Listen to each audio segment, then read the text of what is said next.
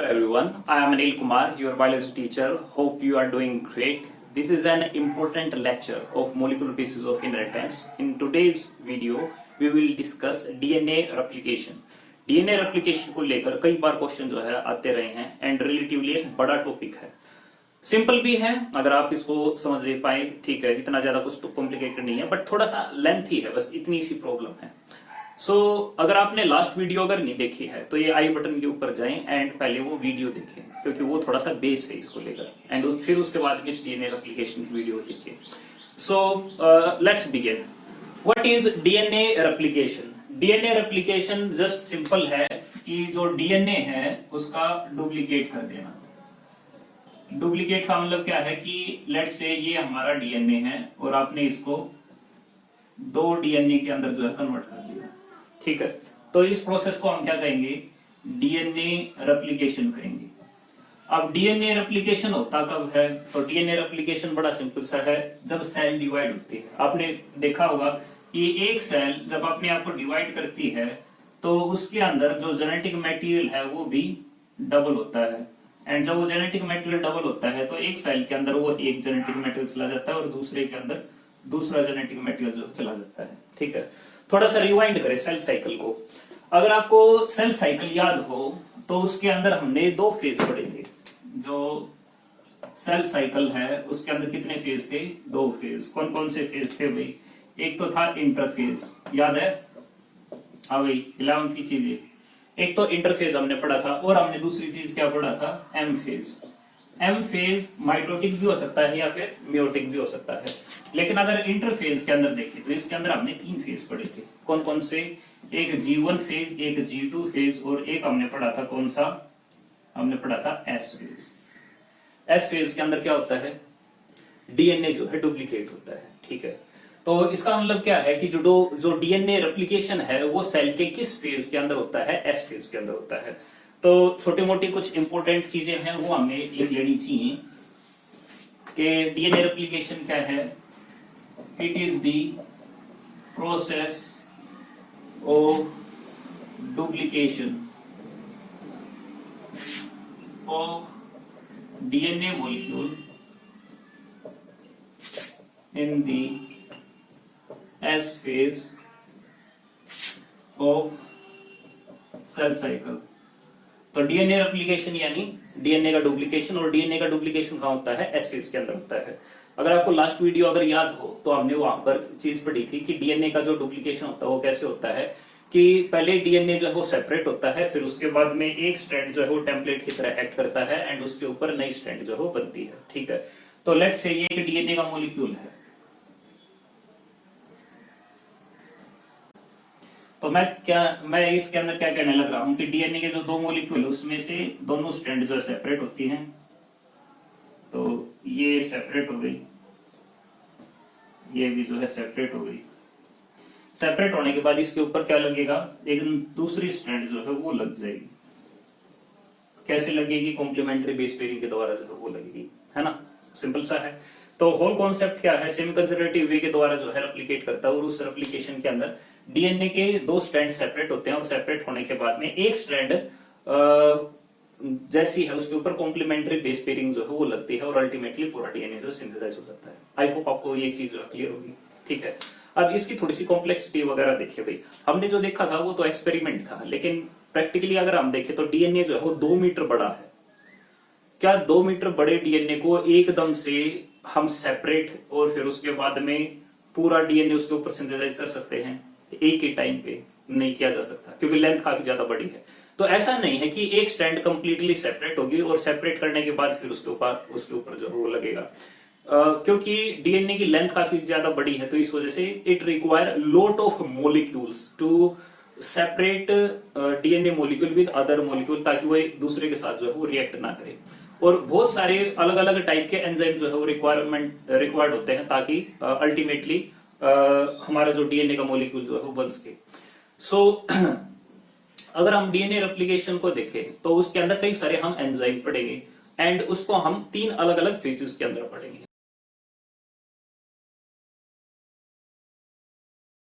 है उसके अंदर फर्स्ट फेज आता है हमारा इनिशिएशन। सो फर्स्ट जो फेज है वो इनिशिएशन है। अब इनिशिएशन के अंदर हम क्या करेंगे, देखो डीएनए है 2 मीटर बड़ा। अब 2 मीटर डीएनए के अंदर क्या कहीं पे भी रेप्लिकेशन स्टार्ट हो जाएगा। तो देखो कोई भी अगर चीज काफी ज्यादा स्पेसिफिक है एंड उसकी हाईली इंपॉर्टेंस है तो वो चीजें ऑर्गेनाइज होती है, ऐसी कोई भी चीज स्टार्ट नहीं होती। सिमिलरली अगर डीएनए के अंदर रेप्लिकेशन अगर स्टार्ट करना है तो there is a certain sequence of DNA कि डीएनए केवल वहीं से ही रेप्लिकेट होना स्टार्ट करे और किसी भी दूसरी जगह से रेप्लिकेट होना स्टार्ट ना करे।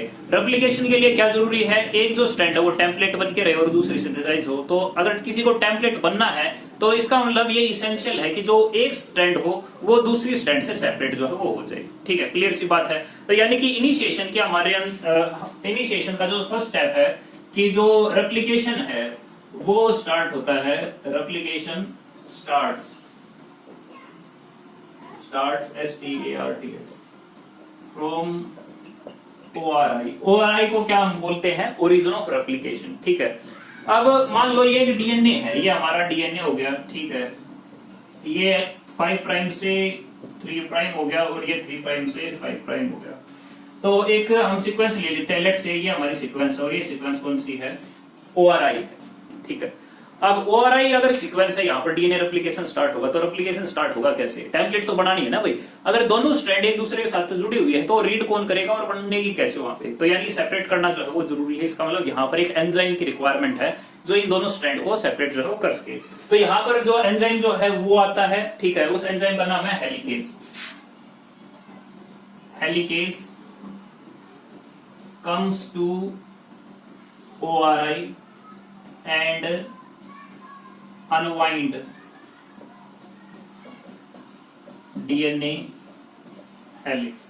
ठीक है, तो हेलिकेज जो है वो आएगा और अनवाइंड करना है जो वो स्टार्ट कर देगा। लेट्स से ये डीएनए की जो है एक स्ट्रैंड है एंड ये डीएनए की दूसरी स्ट्रैंड है और यहाँ पर एक एंजाइम आ गया और जो एंजाइम आ गया उसका नाम क्या है, हेलिकेज है।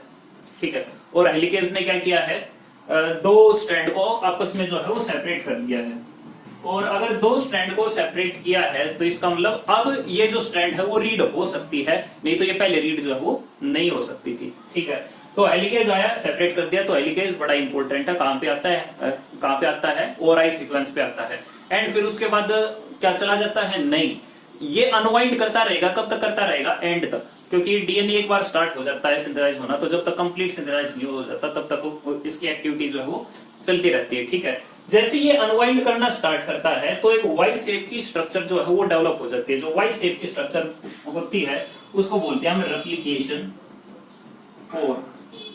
तो ये होगी रेप्लिकेशन फोर्क। इसके अंदर एक एंड जो है वो 5 प्राइम, एक 3 प्राइम, एक 5 प्राइम और एक जो 3 प्राइम। ये ऊपर तक लिख दिया, ये 5 प्राइम और ये 3 प्राइम होगा। ठीक है, सो ये काम हो गया। फिर उसके बाद क्या होगा, देखो अगर कोई चीज पहले काफी ज्यादा कोइल्ड है एंड कोई वहां पर बाहर से कोई पर्सन आता है या कोई एंजाइम आता है, कोई भी आता है एंड अगर उसको अनवाइंड करना अगर स्टार्ट करते हैं, यानी कि उसको खींचते हैं ताकि वो अनकोइल्ड जो है वो हो जाए, तो स्टार्टिंग में तो वो अनवाइंड होता चला जाएगा। लेकिन जैसे जैसे वो पीछे की तरफ अनवाइंडिंग होती जाएगी तो पीछे जो है टोर्शन स्ट्रेस जो है वो क्रिएट हो जाएगा। हम इसको समझ सकते हैं दो अलग अलग रुमाल से। ये मेरे पास जो है 2 रुमाल हैं। ठीक है, एक रुमाल को मान लेते हैं एक डीएनए का स्ट्रैंड है और दूसरे रुमाल को मान लेते हैं कि वो डीएनए का दूसरा स्ट्रैंड है। अगर ये 2 डीएनए के स्ट्रैंड है तो डीएनए के स्ट्रैंड आपस में हाईली कोइल्ड है। अगर मैं इन रुमाल को आपस में कोइल अगर करा दूं तो ये मैंने 2 स्ट्रैंड को आपस में जो है कोइल करा दिया, यानी हमारा डीएनए जो है बन चुका है। अब कोई आकर के अगर इन 2 स्ट्रैंड को सेपरेट करने लगे तो स्टार्टिंग में तो ये सेपरेट होने लग रहा है, लेकिन जैसे जैसे मैं इसको और खींचने लग रहा हूं तो पीछे जो है काफी बड़ा लूप जो है वो लगने लग रहा है। अगर मैं इसको और खींचता हूं ताकि ये सेपरेट हो जाए तो ये और ज्यादा पीछे जो है लूप लगने लग रहा है, ये और ज्यादा सुपर कोइलिंग पीछे की तरफ जो होने लग रही है। अगर मैं और ज्यादा खींचता हूं तो ये और ज्यादा खींचता नहीं है। ठीक है, अगर ये नहीं खींचता है तो इसका मतलब क्या है कि पीछे एक टोर्शन स्ट्रेस इतना ज्यादा हो गया है कि अब वो नहीं खींचेगा। और वो कब तक नहीं खींच सकता, जब तक कि ये 2 स्ट्रैंड आपस में जुड़े हुए हों। ये हमारी एक स्ट्रैंड है, ये हमारी एक स्ट्रैंड है, ये वाली, और ये हमारी दूसरी स्ट्रैंड है। तो जब तक ये आपस में जुड़े रहेंगी तो मैं चाहे इसको कितना ही ज्यादा खींच दूं, बट एक लिमिट तक। तो अगर मैं देखूं कि हमारा जो डीएनए है वो इतना तो खुल चुका है, लेकिन इतना पार्ट जो है वो नहीं खुल पाया है। क्यों नहीं खुल पाया? क्योंकि पीछे टोर्शन स्ट्रेस जो है वो ज्यादा हो चुका है। इस वजह से वो टोर्शन स्ट्रेस कब तक रहेगा? जब तक ये दो स्ट्रैंड आपस में कनेक्टेड है। तो इसका मतलब हमारा जो डीएनए को सेपरेट करने के लिए जो हेलिकेज आता है वो डीएनए को अनवाइंड तो करता है, लेकिन जैसे जैसे अनवाइंड करता जाएगा तो पीछे जो है सुपर कोइलिंग जो है वो आ जाती है। अगर वो डीएनए की सुपर कोइलिंग आ जाती है because of the torsion stress ज्यादा हो जाता है, तो उसको रिलीज करने के लिए एक दूसरे एंजाइम की रिक्वायरमेंट होती है। उस एंजाइम का काम क्या होगा कि ये जो दो स्ट्रैंड आपस में जुड़े हुए हैं उसको अलग कर दे। लेट्स से अगर मैं इसको अगर अलग कर देता हूं तो अलग करने से क्या होगा? थोड़ा सा रिलीज हो गया टोर्शन स्ट्रेस। अगर आप देखें मैं केवल एक ही पकड़े हुए हूं तो ये थोड़ा सा रिलीज हो गया, और रिलीज करने से क्या होगा? अब मैं इसको और ज्यादा खींच सकता हूं। ओह, ये तो और ज्यादा खुल गया, ये और भी खुल गया। तो पहले के मुकाबले अब जो है थोड़ा सा और ज्यादा खुल गया। अगर मैं इसको और ज्यादा लूज करूंगा तो ये और ज्यादा खुलता चला जाएगा। इसका मतलब it require one more enzyme, ताकि पीछे की तरफ जो टोर्शन स्ट्रेस जो है वो रिलीज हो सके। तो एक अलग एंजाइम की जो है वो रिक्वायरमेंट होती है, और जो अलग एंजाइम है हम उसको बोलते हैं हेलिकेज। सॉरी, हेलिकेज तो अपना ये हो गया। यहाँ पर एक दूसरा एंजाइम जो है वो रिस्पॉन्सिबल है, हम उसको बोलते हैं टोपो आइसोमरेज। तो ये हमारा दूसरा एंजाइम है टोपो आइसोमरेज। टोपो आइसोमरेज का काम क्या है? जो सुपर कोइलिंग होती है पीछे की तरफ, यानी जो टोर्शन स्ट्रेस होता है उसको रिलीज करना, ताकि जो हेलिकेज जो है वो कंटिन्यूअसली यहां से आगे की तरफ जो है अपना काम कंटिन्यूअसली करता रहे। दो एंजाइम का काम जो है पता चल गया, ठीक है, ओके। अब जो ये दो स्ट्रैंड बनी है उस दो स्ट्रैंड को कोई ना कोई रीड करने वाला जो आना चाहिए। यहाँ पर जो मेन एंजाइम होता है उसका नाम है डीएनए पॉलीमरेज 3। डीएनए पॉलीमरेज 3 जैसे कि नाम से क्लियर है, डीएनए यानी जो हमारा मॉलिक्यूल है, पॉलीमरेज पॉली यानी कि मैनी और मर यानी कि यूनिट, एज यानी कि एक एंजाइम है जो कई सारी यूनिट जोड़ता है। डीएनए पॉलीमरेज है तो डीएनए कई सारी यूनिट जो है वो जोड़ेगा। डीएनए की यूनिट क्या है? डीएनए की यूनिट है न्यूक्लियोटाइड्स। तो यानी कि एक ऐसा एंजाइम है जो क्या ऐड करेगा? न्यूक्लियोटाइड जो है वो ऐड करेगा, ठीक है। तो अगर हम यहाँ पर देखें डीएनए है तो काफी ज्यादा बड़ा, और अगर डीएनए अगर यहाँ से सेपरेट अगर होने लग रहा है तो डीएनए प्रेजेंट है न्यूक्लियस के अंदर। अगर प्रोकैरियोट की बात करें साइटोप्लाज्म के अंदर है, तो क्या कोई दूसरा मॉलिक्यूल अगर कि इसके साथ बाइंड नहीं हो सकता और इसको डिग्रेड नहीं कर सकता? कर सकता है। तो हमें क्या चाहिए? हमें चाहिए या फिर सेल को चाहिए कि ये जो सिंगल स्ट्रैंड है वो एक दूसरे से जो है प्रोटेक्टेड रहे, बाहर वालों से भी डिग्रेड ना हो, और अनवाइंड अगर हो चुके दोबारा से रिवाइंड जो है वो ना हो, जब तक कि इनका रेप्लिकेशन जो है वो ना हो गया हो। तो it require one more enzyme. तो कुछ और प्रोटीन जो है वो यहाँ पर आते हैं, और जो और प्रोटीन यहाँ पर आते हैं हम उनको बोलते हैं एसएसबी प्रोटीन। एसएसबी का मतलब क्या है? Single strand binding protein. Single strand binding protein यानी कि ऐसे प्रोटीन है जो कहां बाइंड होते हैं? सिंगल स्ट्रैंड के साथ में बाइंड होते हैं, और बाइंड होने के बाद क्या करते हैं? ये दो स्ट्रैंड को सेपरेट ही रखते हैं, आपस में जुड़ने जो है वो नहीं देते, ठीक है। आई होप आपको ये क्लियर हो गया होगा, ठीक है। तो यानी कि सेपरेट भी हो गया, अनकॉइलिंग जो है वो भी चलती रहेगी, और अब जो है यहाँ पर एप्लीकेशन किया जा सकता है। बट सिस्टम के पास एक प्रॉब्लम है, और हमारा जो सेल सिस्टम है उसके पास क्या प्रॉब्लम है कि उसके पास एक ऐसा एंजाइम है जिसका नाम है डीएनए पॉलीमरेज 3। वो रेप्लिकेशन बिगन नहीं कर सकता, इलोंगेट कर सकता है, यानी कि स्टार्टिंग में नई न्यूक्लियोटाइड नहीं लगा सकता, लेकिन एक बार अगर न्यूक्लियोटाइड अगर लग जाए तो फिर वो जो है उसको कंटिन्यूअसली जो है नई नई न्यूक्लियोटाइड जो है वो लगा सकता है, ठीक है। तो चूंकि हमारा जो डीएनए पॉलीमरेज है उसके साथ में ये प्रॉब्लम है, इसी वजह से आरएनए के न्यूक्लियोटाइड्स ही होते हैं ताकि रेप्लिकेशन जो है वो बिगन कर सके। आरएनए के न्यूक्लियोटाइड के लिए एक अलग से एंजाइम जो है वो रिस्पॉन्सिबल होता है जिसका नाम है प्राइमेज। तो एक अलग से एंजाइम आता है जिसका नाम है प्राइमेज, एंड वो जो प्राइमेज है वो प्राइमर लगाता है। And what is a primer? जो प्राइमर है उसको हम कहते हैं शॉर्ट स्ट्रेच ऑफ न्यूक्लियोटाइड्स। तो कई सारे एंजाइम जो है वो हो चुके हैं, एक बार हम उनको देख लेते हैं।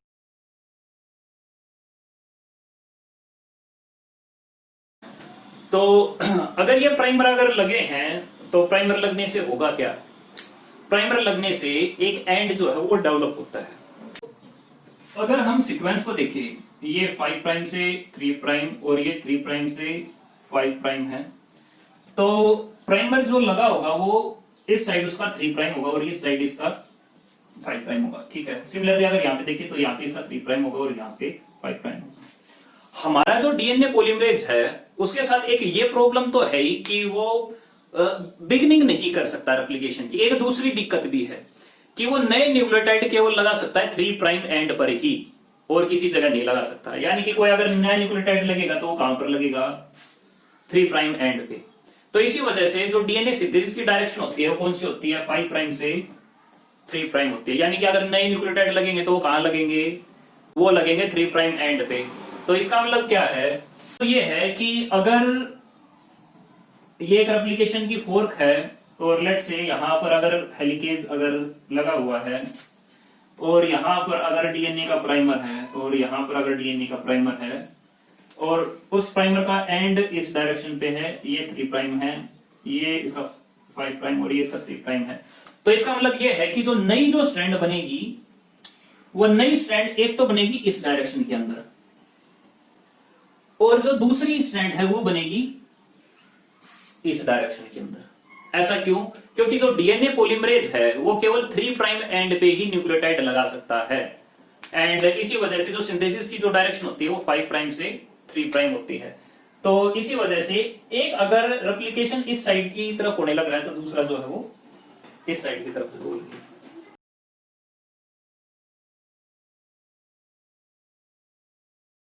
सेपरेट हो चुका है, वो एक्सटेंड होगा। लेकिन एक्सटेंड करने के लिए उसको क्या चाहिए, नए न्यूक्लियोटाइड चाहिए। अब वो नए न्यूक्लियोटाइड मिलते कहां से हैं, तो ध्यान रहे भाई, हम खाना खाते हैं और जो खाना खाते हैं उसके अंदर चाहे फ्रूट हो, वेजिटेबल हो, चाहे कोई भी पार्ट हो, उनके अंदर भी सेल होते हैं और हमारी बॉडी के अंदर जब जाते हैं तो हमारा जो पैनक्रियाज है वो डीएनए सीक्रेट करता है, जिसकी वजह से डिफरेंट न्यूक्लियोटाइड जो है वो सेपरेट आउट हो जाते हैं उस फूड के एंड वो अल्टीमेटली कहां जाते हैं, हमारी साइटोप्लाज्म के अंदर। और जब साइटोप्लाज्म के अंदर जाते हैं तो जो साइटोप्लाज्म है वो उन डीएनए के मॉलिक्यूल को, लेट्स से डीएएमपी है, उसको एक्टिवेट कर देता है किसके अंदर, डीएटीपी के अंदर, यानी कि डीऑक्सी राइबो ट्राइफॉस्फेट के अंदर कन्वर्ट कर देता है। उसको बोलते हैं हम चार्जिंग। इसके लिए फास्फोराइलेज एंजाइम जो है वो रिस्पॉन्सिबल होता है।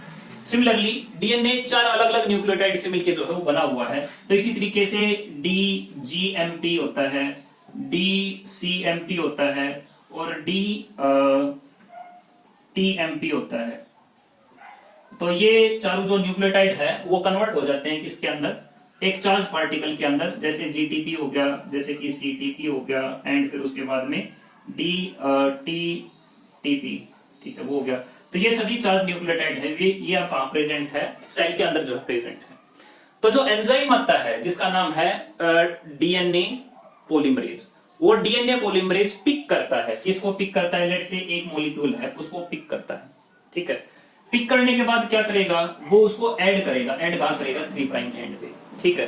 तो एक एंजाइम जो है वो यहां पर आता है, यहां पर एक एंजाइम आएगा और वो जो एंजाइम है वो एक न्यूक्लियोटाइड को लेता है और उस न्यूक्लियोटाइड के साथ में क्या जुड़ा हुआ है, फास्फेट जो है वो जुड़ा हुआ है, ठीक है।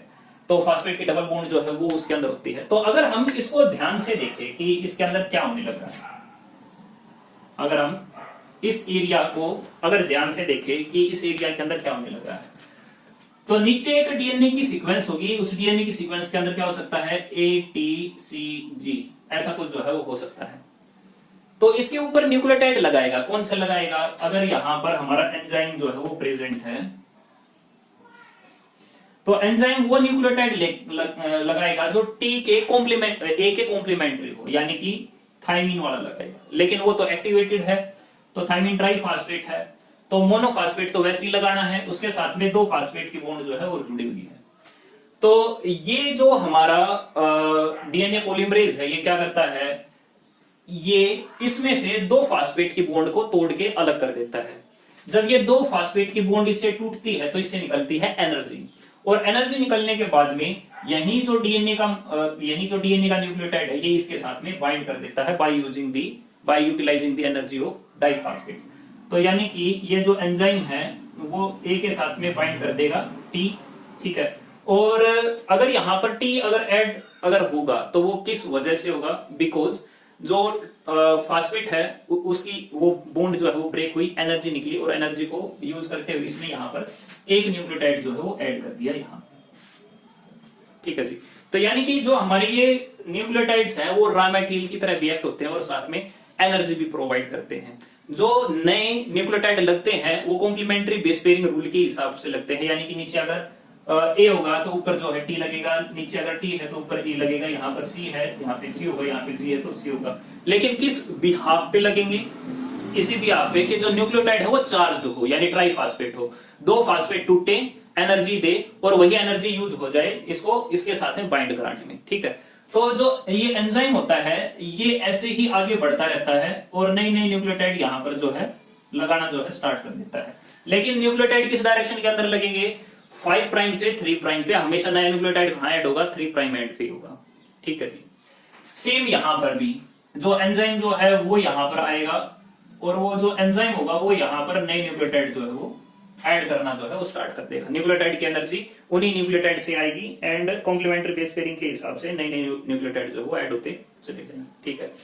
जब नए नए न्यूक्लियोटाइड ऐड होते चले जाएंगे तो एक के अंदर डायरेक्शन कौन सी होगी? इस डायरेक्शन की, और एक के अंदर क्या होगी?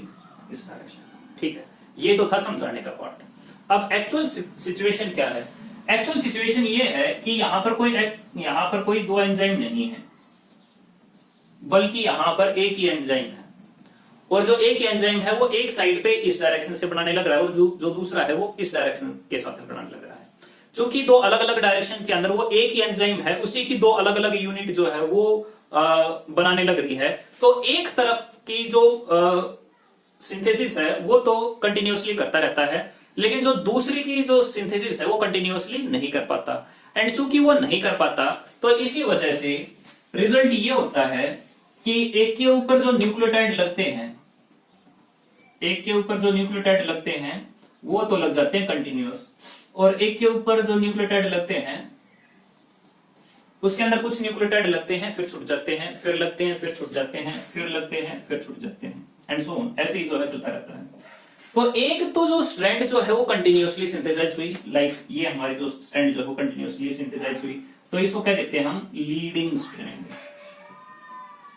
और एक जो स्ट्रैंड जो है वो कंटिन्यूअस नहीं हुई, यानी कुछ न्यूक्लियोटाइड बने फिर उसके बाद जो है छूट गए, फिर नए न्यूक्लियोटाइड लगे फिर छूट गए। तो जब इस तरीके से चलता रहेगा तो यानी कि ये पीछे रह जाती है, इसका मतलब क्या है? लैगिंग है। तो इसी वजह से हम इसको अलग नाम दे देते हैं, उसका नाम है लैगिंग स्ट्रैंड। तो एक लीडिंग स्ट्रैंड है और एक लैगिंग स्ट्रैंड है। जो लीडिंग स्ट्रैंड है उसके अंदर कंटिन्यूअस सिंथेसिस होती रहती है क्योंकि जो 3 प्राइम एंड है उसके ऊपर लगते रहते हैं, लेकिन एक चूंकि ओरिएंटेशन अलग है इसी वजह से उसके अंदर डिसकंटिन्यूअसली न्यूक्लियोटाइड जो है वो ऐड होते हैं। जब डिसकंटिन्यूअसली ऐड होते हैं एंड ये जो न्यूक्लियोटाइड है ये डिस्कवर किए थे ओकाजाकी ने, इसी वजह से ये जो छोटे छोटे फ्रेगमेंट बनते हैं इनका नाम दे दिया क्या? Okazaki fragment. क्वेश्चन आ जाता है भाई ओकाजाकी फ्रेगमेंट क्या है? Okazaki fragment short stretch of DNA के डबल हेलिकल सीक्वेंसेस है जो कि बनते हैं कहां पे? लीडिंग स्ट्रैंड के ऊपर। अगर हम प्रोकैरियोट की बात करें तो उसके अंदर 100 से 200 तक, अगर हम यूकैरियोट की बात करें तो उसके अंदर 1000 से 2000 तक जो है ये सीक्वेंस पाई जाती है और कंटिन्यूअसली जो है बनती रहती है।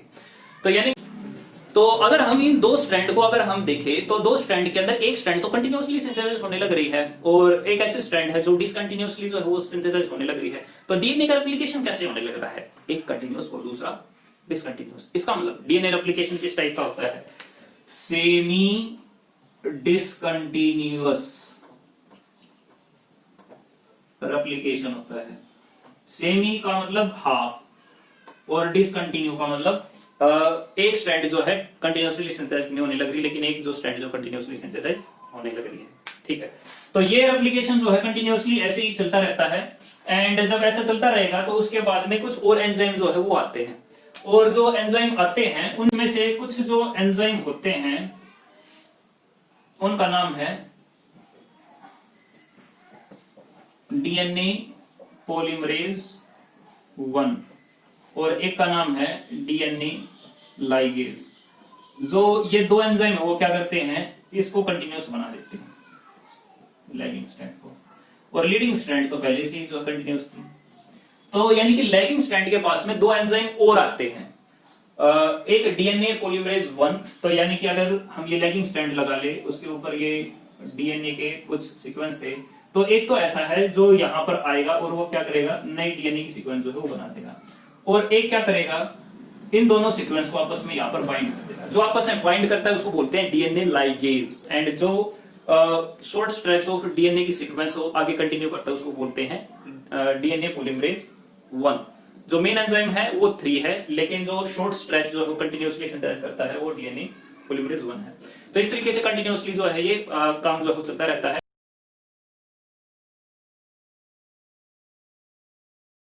अगर हम टर्मिनेशन की बात करते हैं तो यूकैरियोट के अंदर टर्मिनेशन केवल तभी होता है जब पूरा डीएनए जो है वो सिंथेसाइज हो जाए, एंड जब पूरा डीएनए सिंथेसाइज हो जाएगा तो ऑटोमेटिकली प्रोसेस जो है टर्मिनेट हो जाएगी। बट अगर हम प्रोकैरियोट की बात करते हैं तो प्रोकैरियोट के अंदर दोनों डायरेक्शन के अंदर रेप्लिकेशन होना स्टार्ट होता है, एंड जो हेलिकेज है वो 90 डिग्री पे आके जो है आपस में जो है वो टकराता है, एंड फिर उसके बाद में तो प्रोटीन आता है एंड वो उसको जो है रोक देता है। एक बार सम अप करते हैं हम, ठीक है। तो यहाँ पर कई सारे एंजाइम जो है वो आए हैं, जैसे डीएनए प्राइमेज काम क्या है उसका, प्राइमर ऐड करना। What is primer? आरएनए के छोटे न्यूक्लियोटाइड होते हैं, इनिशिएशन के लिए जो है वो चाहिए होते हैं। SSB protein single strand binding protein होते हैं, जब डीएनए सेपरेट हो जाता है तो उस टाइम पे एक दूसरे के साथ में बाइंड होते हैं। हेलिकेज डीएनए को अनवाइंड करने वाला एंजाइम होता है। टोपोआइसोमरेज या फिर डीएनए गायरेज भी कह देते हैं, जो कि हेल्प करता है कि जो सुपर कोइलिंग हुई है उसको अनवाइंड करने के लिए, टॉर्शन स्ट्रेस को जो है वो कम करता है। पॉलीमरेज हमने पढ़े अलग अलग टाइप के, पॉलीमरेज 3 है, एक 1 है। डीएनए पॉलीमरेज 3 मेन एंजाइम है। 1 जो है वो शॉर्ट स्ट्रेच ऑफ न्यूक्लियोटाइड जो है वो लगाता है। कहां पर लगाएगा? केवल और केवल जो लाइगेंड स्ट्रैंड उसके ऊपर लगाएगा करता है। डीएनए लाइगेज क्या करता है? वो 2 अलग अलग डीएनए के फ्रेगमेंट को जो है आपस में जो है जोड़ता है।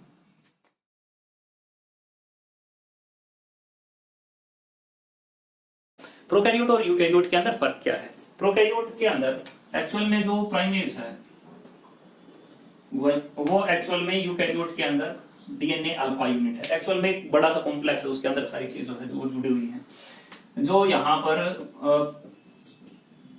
पर काम करने लग रहा है पॉलीमरेज 3 का, वही काम इसके अंदर जो है एक डेल्टा यूनिट होती है, एक एप्सिलॉन यूनिट होती है। जो डेल्टा यूनिट है वो लीडिंग स्ट्रैंड को सिंथेसाइज करती है, एंड जो एप्सिलॉन यूनिट है वो लैगिंग स्ट्रैंड को जो है वो सिंथेसाइज करती है, ठीक है। डीएनए पॉलीमरेज 1 की जो बात होने लग रही है वो एक्चुअल में क्या है? यूकैरियोट के अंदर अल्फा है। तो ये हमारे यूकैरियोट जो है वो हो गई, और ये हमारे प्रोकैरियोटिक केस जो है वो हो गया। दोनों जो अलग अलग केस जो हो गए। सो आई होप आपको ये टॉपिक जो है समझ में आया होगा, ठीक है। थोड़ा सा बड़ा है, ठीक है, सारी चीज इसके अंदर बताई जाती है। तो 2-3 बार इस वीडियो को देखे, डाउट है तो डायरेक्टली जो है पूछ ले, आज ही जो है वो पूछ ले, ठीक है। ये टॉपिक ऐसे हैं जो आप मतलब 2-3 बार जब तक पढ़ते हो तब तक माइंड के अंदर ग्रैप्स जो है वो होते नहीं है। So I hope you like this video, ठीक है। Thank you for watching.